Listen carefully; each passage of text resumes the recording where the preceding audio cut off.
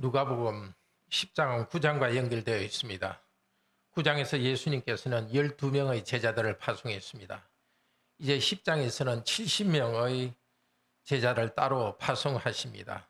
예수님은 제자들을 통해서 하나님 나라의 복음 말씀을 전하셨습니다. 10장의 마지막은 그분의 말씀을 잘 듣는 모범적인 성도 마리아의 이야기로 끝납니다. 먼저 70명의 제자 파송 이야기입니다. 70명의 제자들은 예수님께서 친히 가시려는 각 동네와 지역으로 둘씩 앞서 보내십니다. 9장 51절에서 시작된 예루살렘을 통과하여 하늘로 승천하시는 예수님의 여행이 계속됩니다. 제자들은 주님의 길을 준비하는 사람들입니다. 구약의 선지자도 신약의 사도도 주 예수 그리스도의 복음을 계속 전합니다. 그 말씀과 함께 주님이 오십니다. 제자들이 먼저 가서 복음을 전하고 주님은 뒤따라 오십니다. 지금도 교회에서 복음을 전할 때 그분이 오십니다.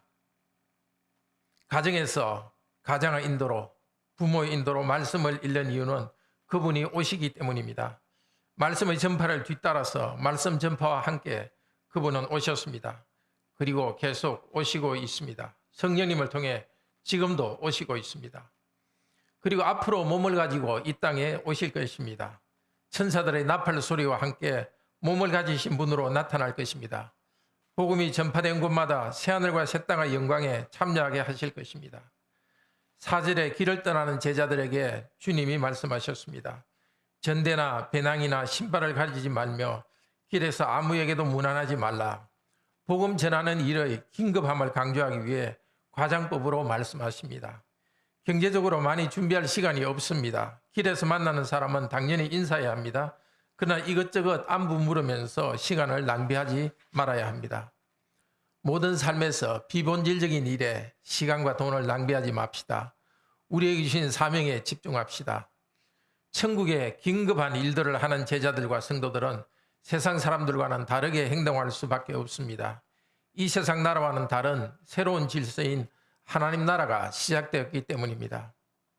어느 집에 들어가든지 먼저 말하되 이 집이 평안할지어다 하라. 만일 평안을 받을 사람이 거기 있으면 너희의 평안이 그에게 머물 것이요 그렇지 않으면 너희에게로 돌아오리라. 받을 자격이라는 것은 하나님께서 그를 택하신 것을 말합니다. 그 사람이 믿음으로 하나님의 나라를 받으면 평화가 그의 것입니다.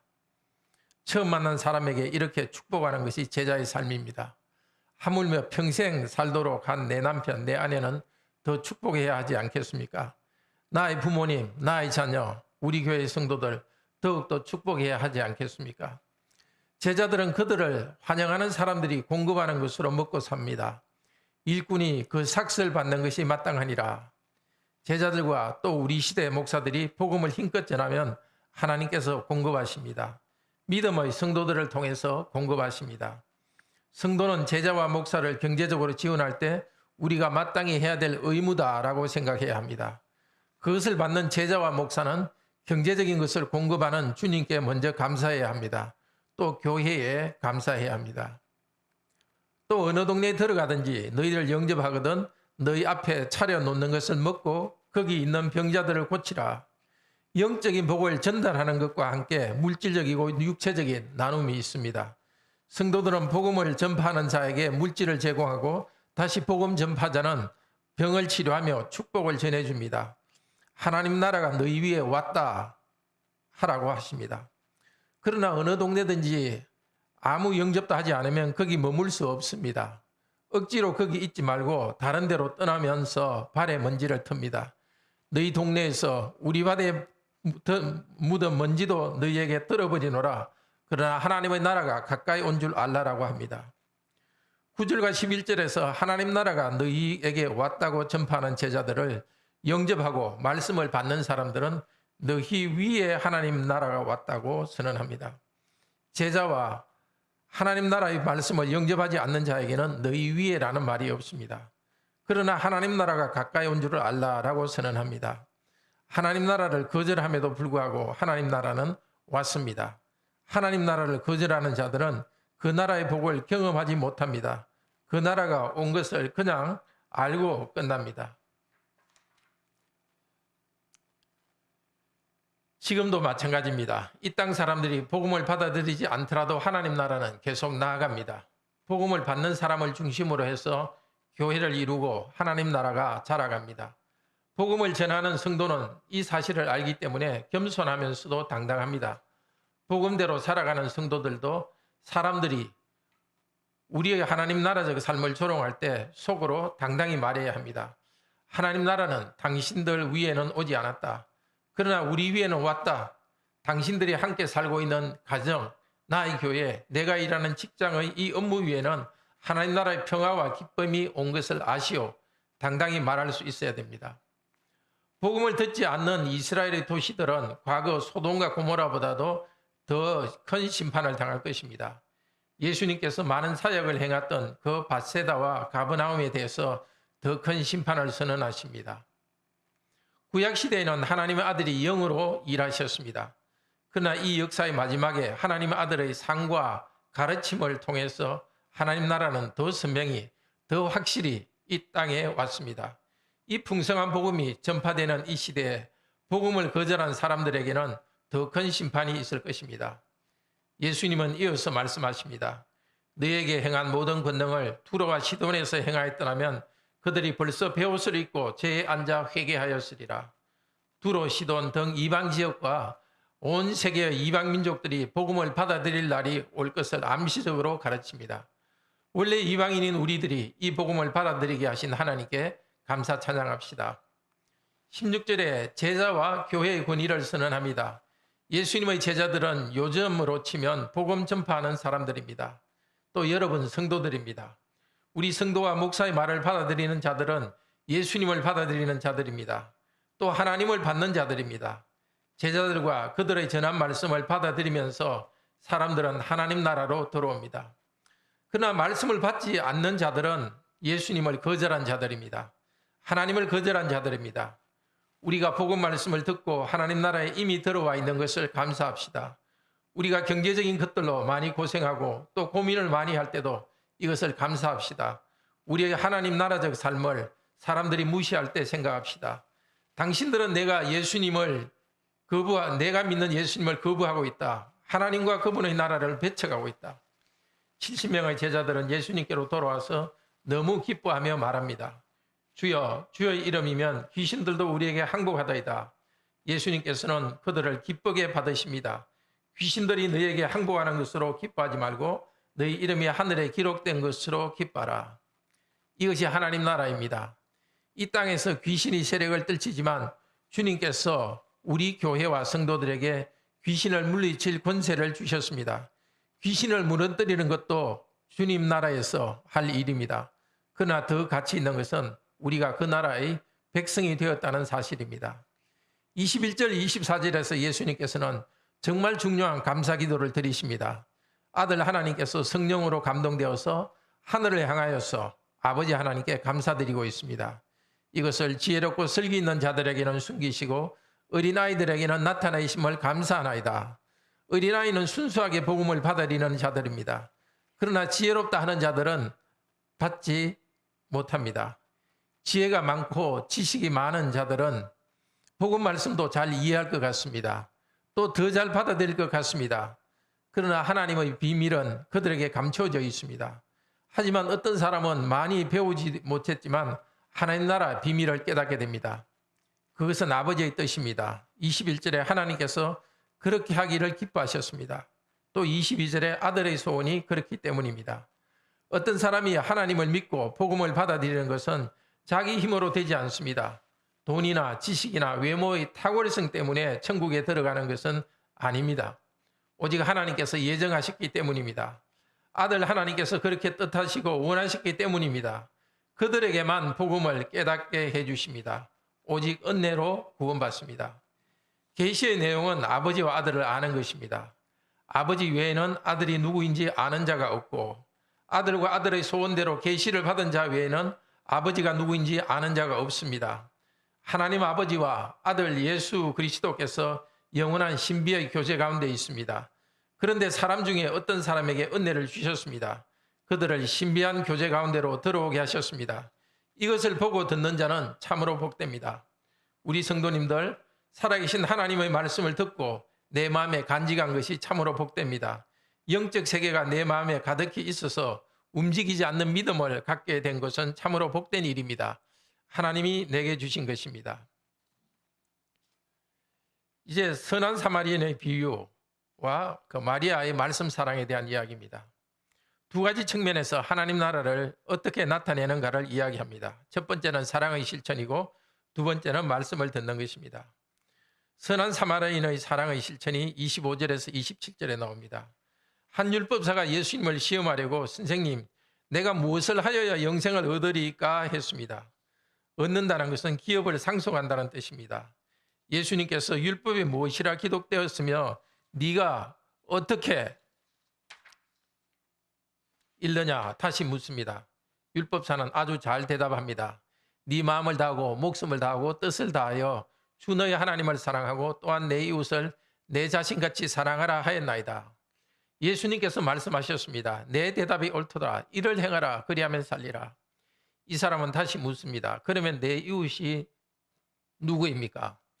예수님은 사마리아인의 비유를 말씀해 주십니다. 어떤 사람이 강도를 만나 쓰러져 누워 있습니다. 대제사장은 그것을 보고 그냥 지나갑니다. 레위인도 그냥 지나갑니다. 오직 사마리아 사람만이 불쌍히 여기고 이 사람을 치료해 주었습니다. 유대인들은 사마리아 사람들과 말도 하지 않고 멸시했습니다. 그런데 많은 유대인들은 예수 그리스도의 십자가의 복음을 거절했습니다. 오히려 사마리아 지역 사람들이 복음을 듣습니다. 더 나아가서 이방인들이 복음을 믿게 될 날이 옵니다. 예수님의 비유는 미래에 일어날 일을 그림처럼 보여줍니다. 예수님께서는 물으십니다. 네 생각에는 이 세 사람 중에 누가 강도 만난 자의 이웃이 되겠느냐? 율법사는 대답합니다. 자비를 베푼 자니이다. 우리의 참 이웃은 누구입니까? 나에게 잘해주는 이웃이 아닙니다. 나의 도움이 필요한 사람이 나의 이웃입니다. 누가 나의 이웃으로 나를 도와줄 것인가 보다 내가 누구의 이웃이 될까를 생각합시다. 교회 안에서도 그 생각을 가집시다. 나의 가족에게도 어떻게 가족에게 좋은 이웃이 될 것인가를 생각합시다. 나아가서 우리 교회 전체가 지역사회에 좋은 이웃이 되도록 합시다. 38절부터는 마리아의 하나님과 말씀 사랑에 대한 이야기입니다. 이 비유만 들으면 사람에게 사랑을 실천하는 것이 그리스도인의 유일한 사명이라고 생각할 수 있습니다. 그래서 예수님께서는 이런 사랑의 실천보다 더 중요한 것이 복음 말씀을 듣는 것이라고 가르쳐 주십니다. 마르다와 마리아와 자매의 집, 나사로의 집입니다. 그 집에 들어가셨습니다. 동생 마리아는 예수님의 발 아래 앉아서 주님의 말씀을 듣고 있습니다. 마르다는 준비한 일이 많아 마음이 분주한지라. 그때 예수님께서 언니 마르다에게 이야기하십니다. 마르다야 마르다야, 네가 많은 일로 염려하고 근심하나 몇 가지만 하든지 혹은 한 가지만이라도 족하니라. 마리아는 이 좋은 편을 택하였으니 빼앗기지 아니하리라. 분주한 것은 마음이 나누어진다는 것입니다. 마르다는 말씀을 듣고 주님을 절구하는 일로부터 마음이 분산되어 있습니다. 좋은 편은 기업으로 분배해 주시는 땅을 말합니다. 마리아에게 자신에게 분배된 것이 빼앗기지 않는다는 뜻입니다. 요한계시록 22장 19절 20절에서 하나님의 말씀에 무엇을 더하거나 제하는 사람은 생명나무와 거룩한 선에 참여함을 빼앗는다. 거기에 반복됩니다. 마리아는 영원한 하나님 나라를 기업으로 받을 것입니다. 말씀을 간직하는 사람은 영생의 생명나무에 참여합니다. 교회의 일은 복음 전파와 몸으로 하는 섬김 두 가지가 있습니다. 우리는 먼저 말씀을 잘 듣고 그 다음에 섬겨야 합니다. 주님은 섬김을 받기 위해 온 것이 아니라 섬기러 오셨습니다. 마가복음 10장 45절에서 말합니다. 우리 주님을 위해서 섬기고 봉사하는 것보다 주님의 말씀을 듣고 섬김을 받는 것이 먼저입니다. 예배도 섬김입니다. 예배에서 우리가 섬기기 전에 주님이 먼저 섬겨주십니다. 우리가 주님께 찬양하고 기도하며 드리기 전에 주님이 먼저 말씀을 통해 먹여주십니다. 하나님이 나를 사랑하사 독생자를 십자가에 내어주신 이 사랑을 먼저 받아야 합니다. 우리 주 예수께서 나를 위하여 십자가를 지셨고 죄 용서하셨다는 이 은혜를 먼저 알아야 합니다. 성령님 안에서 주님을 만나고 주님의 사랑으로 마음이 먼저 뜨거워져야 합니다. 그럴 때 하나님의 사랑으로 사람을 사랑할 수 있습니다. 그러나 하나님과 화해되고 안정되고 평안함이 없이 봉사하면 마르다처럼 됩니다. 음식을 준비하는 일에만 분주합니다. 마음의 염려와 걱정 가운데 봉사합니다. 그러면 주님 왜 저 형제자매는 봉사하지 않습니까? 그렇게 내버려 두고 있습니까? 형제자매를 정죄합니다. 주님께 불평을 쏟아놓습니다. 주님과 교회를 위해서 섬기는 것은 주님이 기뻐하십니다. 우리가 무슨 일이든지 다툼이 없고 겸손하게 행해야 합니다. 그러나 문제는 남들을 섬기는 우리들 자신은 죄인이고 약하다는 데 있습니다. 그래서 먼저 주님으로부터 계속 재용서 받아야 합니다. 먼저 성령님으로 충만하게 되어야 합니다. 우리 자신이 먼저 공급받아야 나누어줄 수 있습니다. 목사가 하는 것이 말씀 전파입니다.